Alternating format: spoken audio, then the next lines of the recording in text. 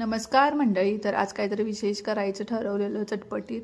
त्यामुळे माझ्याकडे घरात चिरमुरे होते आणून ठेवलेले. मी कधी कधी चिरमुरे आणि फुटाणे खायची इच्छा होती. तर आज म्हटलं छान त्याचा चिरमुऱ्याचा भडंग करूया. चहाबरोबर कधी कधी घेतला तर खूप टेस्टी लागतो. तर ह्याच्यासाठी काही जास्त नाही, घरी साहित्य असतं आपल्याकडे, चिरमुरे पण असतात. तर लसूण सोलून घेतला, कढीपत्ता आणि शेंगदाणे. चिरमुरे जरा पाकडून घ्यायचे, कारण त्याच्यामध्ये थोडीशी घाण वगैरे असते. त्याच्यानंतर कढईमध्ये तेल टाकायचं.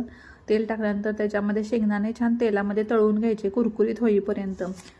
शेंगदाणे भडंगमध्ये असे खूप क्रिस्पी क्रिस्पी लागल्यानंतर भडंगची चव खूप छान होते. शेंगदाणे तळून घेतल्यानंतर त्याच्यामध्ये जिरे मोहरी टाकायचं आणि बारीक चेचलेला लसूण टाकायचा, तो पण छान परतून घ्यायचा. आणि कढीपत्ता धुवून टाकायचा, तो पण त्याच्याबरोबर लसणाबरोबर परतून घ्यायचा. आणि त्याच्यामध्ये आपण मीठ आणि हळद टाकायची परततानाच, त्यामुळे तो सगळ्यांना लागतो मसाला.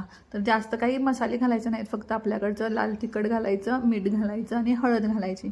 आणि ते सगळा मसाला परतून झाल्यानंतर तो चिरमुऱ्यामध्ये ओतायचा आणि वरून नमक टाकायचं थोडंसं आणि छान mix mix mix mix mix करून घ्यायचं.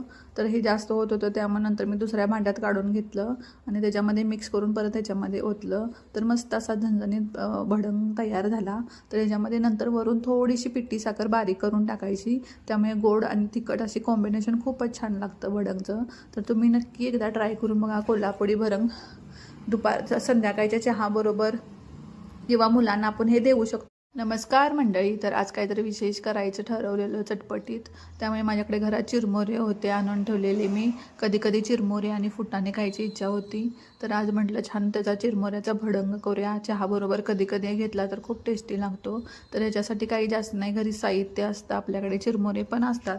तर लसूण सोलून घेतला, कढीपत्ता आणि शेंगदाणे. चिरमुरे जरा पाकडून घ्यायचे, कारण त्याच्यामध्ये थोडीशी घाण वगैरे असते.